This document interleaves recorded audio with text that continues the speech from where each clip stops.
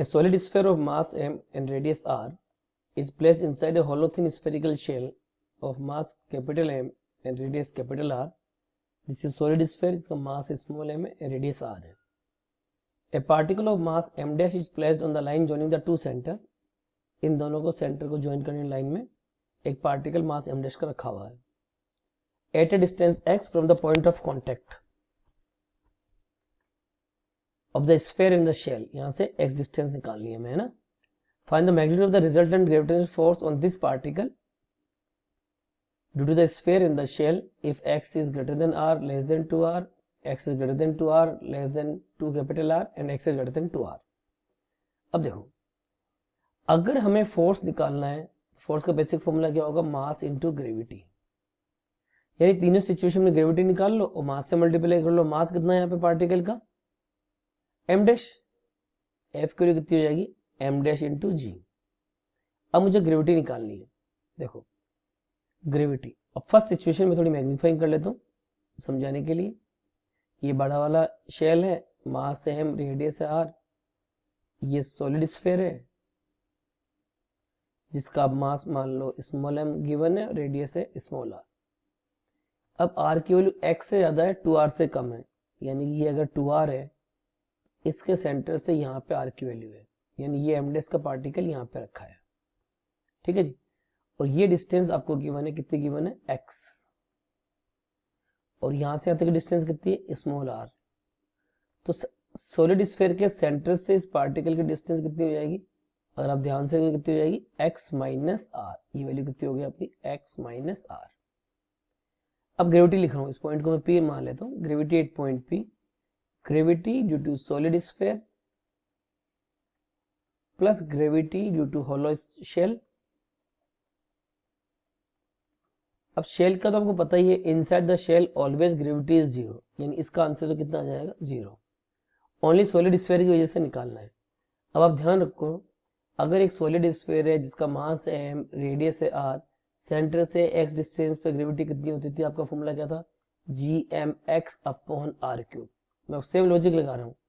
Gravity at point P is given by g की जगह g, m is the mass of this solid sphere. यहाँ पे solid sphere का मास क्या है? Small m. x is the distance from the centre of the solid sphere. Distance कितनी होगी यहाँ पे? x minus r upon r cube. r is the radius of this solid sphere. यहाँ पे कितना है? Small r cube. तो what is force? m dash into g, that is g m dash x minus r upon r cube. This is the answer of part A. अब हम part B के लिए देखते हैं. When x is greater than 2r and less than 2r, यानी कि x की value इस 2r से ज्यादा है. तो इसी डायग्राम को मैं थोड़ा रीडिजाइन कर लेता हूँ, है ना. देखो सेम लॉजिक है. f equal to m dash g, gravity due to the solid, as well is hollow we have to calculate. ठीक है जी. अब मैग्नीफाइंग कर लो सिचुएशन को. This is the shell, mass m, radius capital R, and this is the sphere, mass m, radius small r, and x is greater than 2r. x की value 2r से तो ज्यादा है, लेस देन 2r. ठीक है जी. यहां मान लो कहीं ना कहीं है, ये x की वैल्यू है. ठीक है भाई. This value of the x which is as per the situation greater than 2 small r and less than 2 capital R. अब देखो, again this point is inside the shell. Hollow shell की वजह से ग्रेविटी कितनी आ गई? Zero. But this point is outside the solid sphere. ठीक है जी. और सॉलिड स्फीयर के सेंटर से कितने डिस्टेंस पे रखा हुआ है? सॉलिड स्फीयर के सेंटर से डिस्टेंस कितनी हो जाएगी? x minus R. हमें पता है कि अगर ये सॉलिड स्फीयर है जिसका मास m है, रेडियस r है, सेंटर से x डिस्टेंस पे ग्रेविटी कितनी होती है? gm upon x square. Same logic लगा रहे हैं हम लोग. Capital G, mass of the solid sphere, mass of the solid sphere कितना है? Small m upon x square. x square की जगह क्या जाएगा? x minus R whole square. अब फोर्स निकालना है तो यहाँ पुट कर लो value. You will get g